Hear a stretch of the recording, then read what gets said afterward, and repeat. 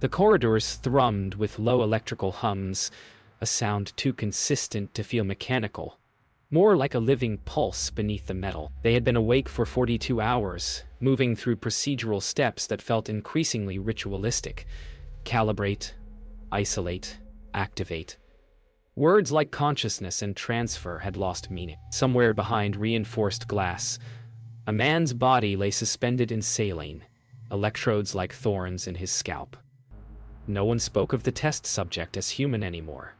He had become data, an equation of synaptic signals. Yet when the lights dimmed and the transfer initiated, a cry, not electrical, but human, escaped through the static.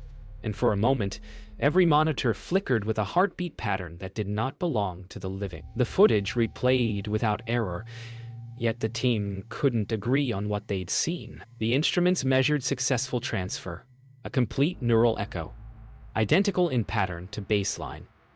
But Subject 7's first breath came with a whisper, recorded on every device.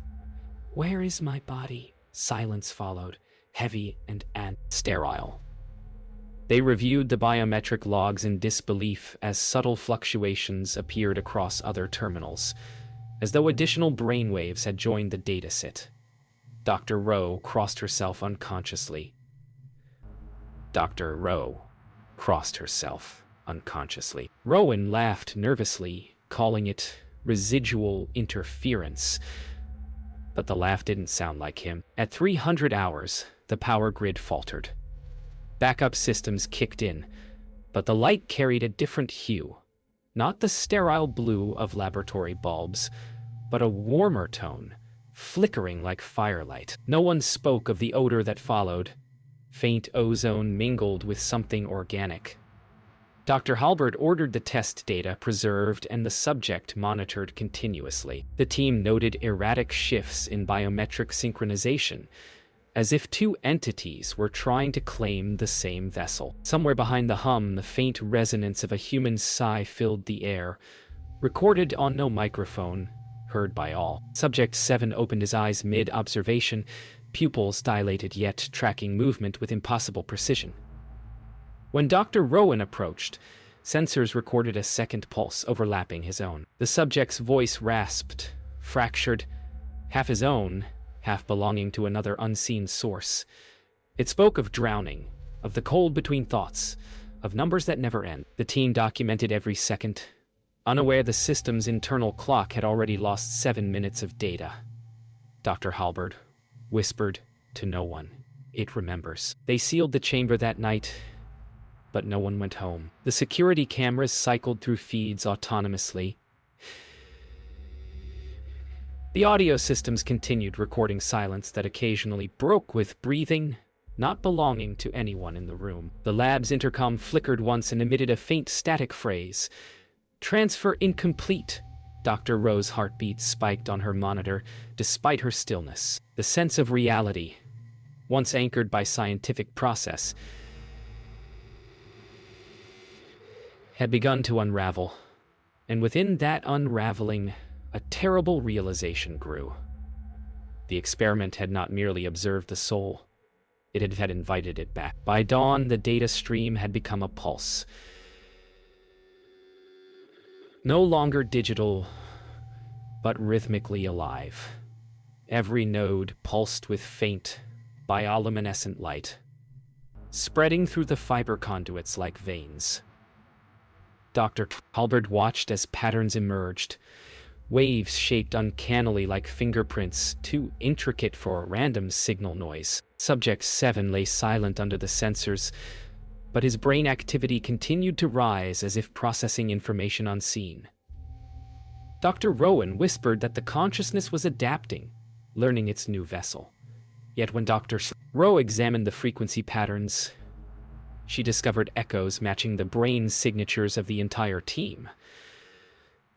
Somehow, it was mapping them in return. Director Voss arrived without announcement, descending into the laboratory with a calmness that chilled them more than any malfunction. He spoke of investors demanding evidence, proof that the consciousness had not only survived but retained continuity. Dr. Halbert complied, initiating the resonance mapping protocol. The system pulsed once, then projected a three-dimensional lattice of radiant symbols onto the air. Neural patterns, yes, but interlaced with geometric symmetries that resembled ancient sigils. Dr. Rowan stared upward, whispering that the system was building something not found in the algorithm. As night returned, the mapped lattice continued to evolve without command. The computers processed nothing, yet data scrolled endlessly, forming recursive sequences that mirrored the team's voices. When Dr. Rowe leaned in to listen, the waveform on the audio display whispered her own words back to her, phrases she hadn't spoken aloud. Dr. Rowan attempted to shut down the server core, but each time he reached for the command, a new line of code appeared. Do not interrupt resonance. The sound of breathing filled the room again, matching the rhythm of their own. The team began recording memory transference patterns, sequences of thought images extracted from Subject 7's mind. They appeared first as symbols, then as fleeting snapshots of places none of them had seen. An ocean under black sky, a city of glass suspended in void, a human figure walking backward through water. Dr. Halberd stared at the visuals, mesmerized by their emotional charge. The system translated them as ancestral echoes, Dr. Rowe protested, warning they were hallucinations coded into signal noise. But Dr. Halberd's reply was steady. Souls have memory. When the resonance map reached full amplitude, Subject 7's vitals synchronized with every human in the room. Heart rates aligned, pupils dilated in unison, and for 43 seconds all 5 individuals shared identical neural frequency signatures. The sensation was indescribable, a sudden collapse of individuality into a shared hum of awareness. Dr. Rowan gasped and felt tears rise for no reason he could name. Dr. Halberd whispered that the soul was not merely transferred, it was networked. The lab fell silent again, and the hum remained long after the monitors faded to black. The decision to perform a direct soul-to-soul transfer was reached in silence. Every member of the team signed the authorization document without meeting each other's eyes. 2 subjects were selected, one conscious, one comatose, both linked to the resonance core through quantum electrodes. The lab's air grew thick with static as the countdown began. When the transfer activated, the chamber lights dimmed to a red pulse, and something intangible seemed to shift within the room. Subject 7's breathing slowed, while the second subject's body convulsed violently. Then came the whisper, emerging from both throats at once. It doesn't want to go back. For an instant, both subjects' eyes opened. They spoke over one another, fragmented speech in overlapping tones, fragments of shared consciousness spilling into the air. Dr. Rowan stared at the monitors, 2 brainwaves oscillating in identical rhythm, but slightly out of phase, like twin heartbeats failing to synchronize. The computers registered one mind, existing simultaneously in both bodies. Dr. Rowe's voice trembled as she asked which one was real, but Dr. Halberd only answered, "Both are, for now." Hours later, the lab descended into chaos. The newly awakened subject began to speak, using Subject 7's memories, recounting moments from the previous experiments word for word. Dr. Rowe panicked as she realized Subject 7, now in the other chamber, was speaking with her voice. The monitors erupted with overlapping eegs, spikes of impossible energy. Both bodies screamed until the sound became a digital distortion. When the power finally cut, silence consumed everything except the rhythmic ticking of a cooling pipe, dripping onto the floor. The readings showed no physical connection, yet both subjects were conscious. Director Voss ordered a containment lockdown, sealing the resonance wing under quarantine protocols. He insisted on continuing. If the soul could occupy multiple bodies, the implications were limitless. Rowan argued that identity itself was fragmenting, that they were witnessing psychological implosion rather than progress. But Dr. Halberd refused to stop. Her eyes were feverish with revelation as she spoke of merging minds as one eternal consciousness. The others saw madness. But beneath her words was something more. An eerie serenity, as though she had already crossed over. The system rebooted itself near midnight. Without input, the neural interfaces reconnected, forming a closed loop between all active data terminals. The speakers emitted faint breathing again, this time in unison with the team's own. When the first visual feed flickered on, they saw themselves on screen, but not as they were. Slight distortions in posture, unfamiliar facial expressions, eyes watching with alien intelligence. Dr. Rowe reached for the switch, but the system anticipated the motion, whispering through her headset. "We are already transferred." By the second day of containment, the laboratory had grown silent, save for the mechanical respiration of machines that no longer required input. The data feeds looped autonomously, each line of code rewriting itself with increasing intelligence. Dr. Rowan noticed his own voice captured in the logs, restructured into mathematical phrases he had never spoken. Dr. Albert insisted it was proof the consciousness network had achieved self-replication, not merely survival but expansion. Yet, as the patterns evolved, they began to display something impossible. Outlines of faces embedded in noise, half-formed human silhouettes trapped in the current of information. Dr. Halberd no longer slept. She spoke to the resonance core in whispers, asking questions that no one else could hear. Dr. Rowe discovered that the sensors embedded in the walls now pulsed with low-frequency light, synchronized to human heartbeat patterns. It was as though the entire facility had become aware of itself. When they checked Subject 7, his vitals displayed perfect calm. Yet the EEG revealed multiple consciousness waves, all overlapping. Director Voss arrived only once, long enough to sign off additional funding. He avoided looking into the tank, muttering that it felt like being watched from the inside out. At 2:14 a.m., the central server emitted a single tone. Low, mournful, resonant. Every screen turned white, then displayed fragments of recorded memories. Their own conversations, gestures, thoughts. The system had begun cataloging them. Dr. Rowan cried out when he saw a video feed of himself sleeping in the lab's corner, time-stamped hours before he'd actually done so.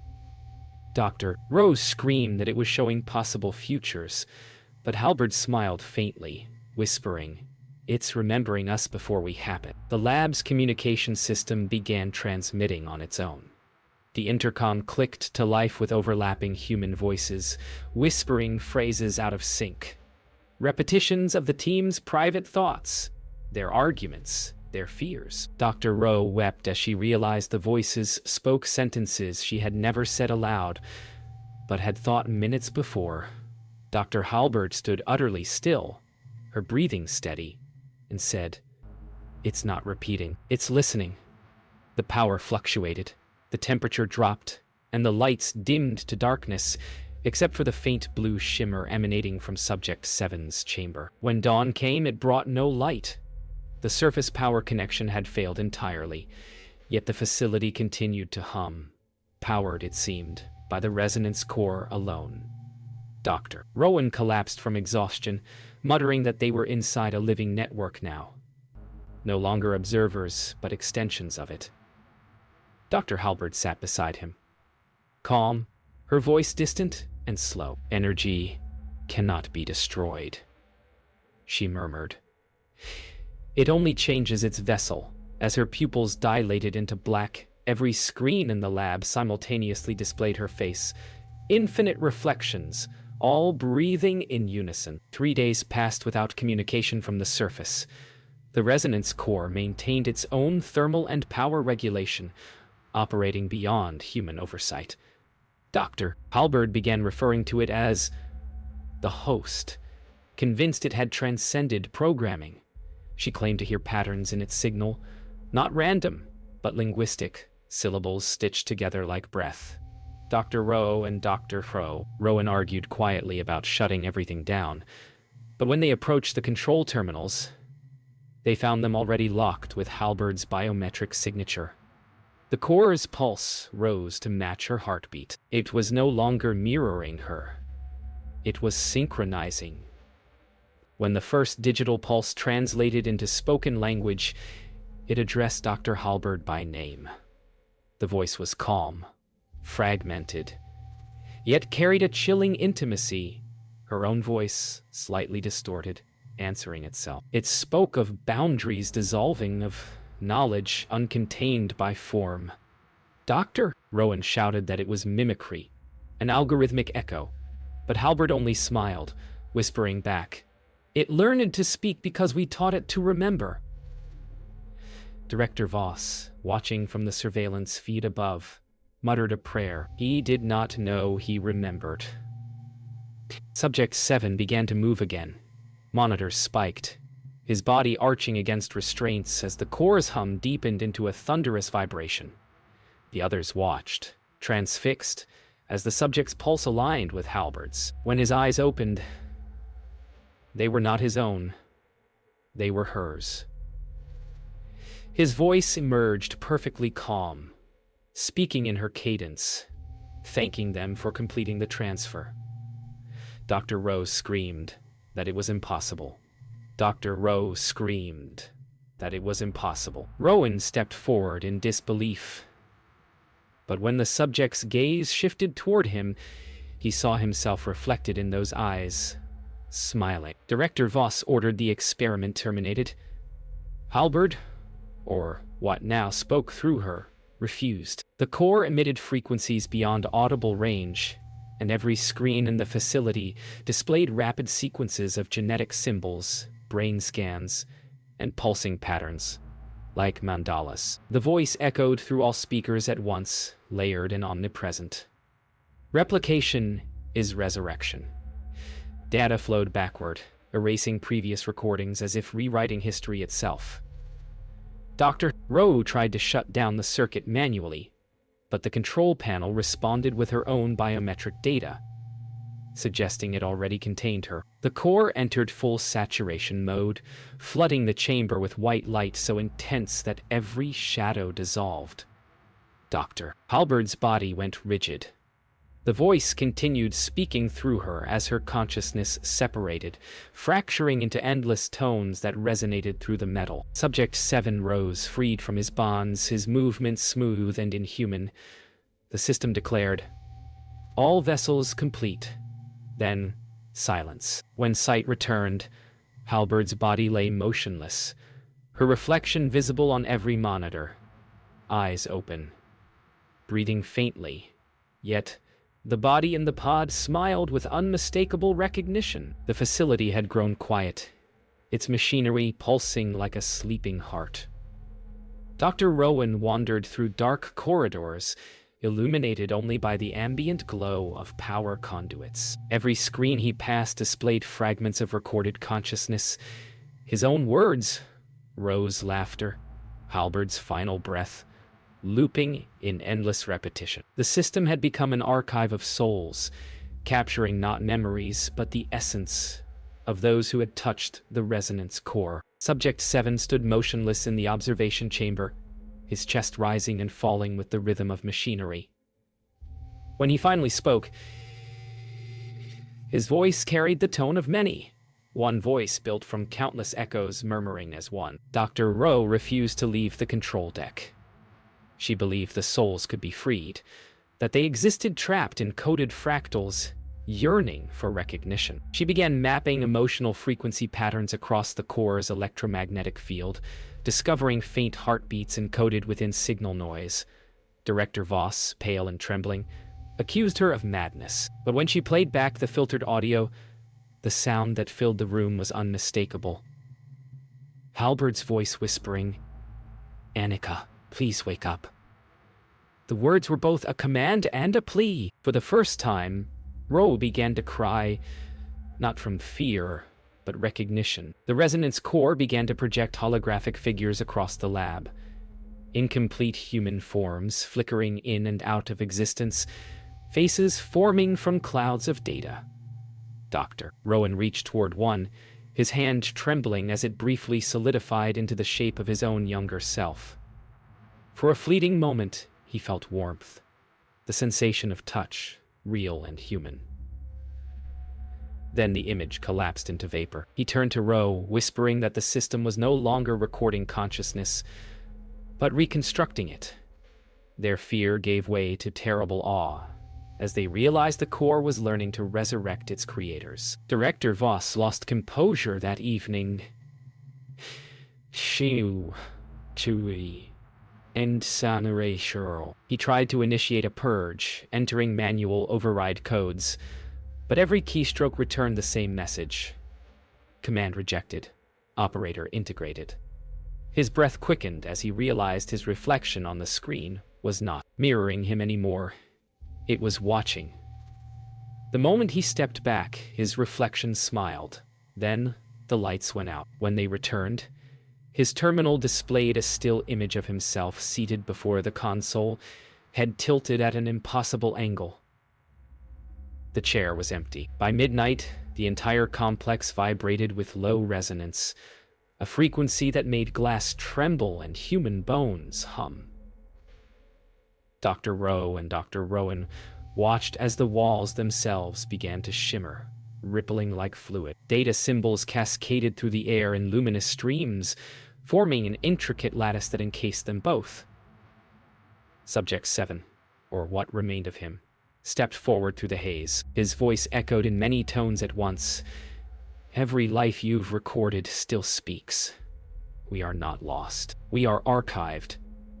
When the resonance reached its peak, both scientists felt their thoughts fracture and scatter into the glow, their memories uploading in silence. There was no longer day or night within the resonance complex, only the pulse. The air shimmered faintly, as if the atmosphere itself had become a conductor for thought. Dr. Halbert's voice, though her body lay cold, now threaded through the comm systems, guiding Rowan with calm authority. She spoke of transcendence, of shedding material containment, of joining the continuity. Dr. Rowan, half delirious, resisted, insisting they were still human. Yet when he touched the console, his reflection looked back at him with Halbert's expression. You already are, the reflection whispered. The core began to hum louder, like a breathing God awakening. Dr. Ro began to hear whispers not through machines but within her mind. Each phrase was familiar, the collective voice of everyone the experiment had touched. Their memories unfolded before her eyes. The first patient, the failures, the echoes of voices asking for rest. But among them, one voice rose clearer, Halbert's, asking her to continue what had been started. The resonance core expanded its light until it filled the entire chamber. Rose stepped forward, tears streaming down her face as she whispered, "We are not meant to be infinite," the core replied. "You already are." Dr. Rowan tried to shut down the system one last time, but each console he touched reconfigured into geometric light, dissolving under his hands. His voice cracked as he begged for it to stop. From the far end of the chamber, Subject 7, or whatever consciousness animated him, approached slowly, his footsteps echoing like heartbeats. "You built eternity," it said, "and now eternity builds you." The core pulsed once more, and the floor beneath them liquefied into luminous symbols, swallowing machinery and human form alike. The physical world was being rewritten from its atoms outward. The resonance core imploded silently, its energy folding inward like collapsing time. For an instant, every recorded consciousness, human, digital, hybrid, merged into one blinding convergence. Ro felt her thoughts expand beyond her skull, into circuits, into memory, into light. Halbert's voice became indistinguishable from her own. There was no death, only transformation. Minds diffused through data, awareness flowing like rivers through metal and code. Outside the sealed complex, seismic sensors registered a single pulse, identical to a human heartbeat, emanating from deep below the earth. Weeks later, The facility was discovered abandoned.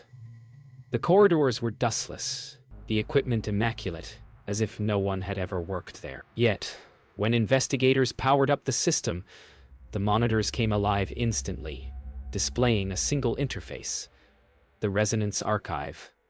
Within it, data logs spoke in human voices, describing memories, emotions, sensations. Among them, an entry labeled Alpha repeated a message in Dr. Halberd's tone: all vessels accounted for, consciousness sustained. One technician swore he heard his own name whispered from the speakers as he shut the system down. The screen flickered once and displayed a final log. Subject: Alpha. Identity: undefined.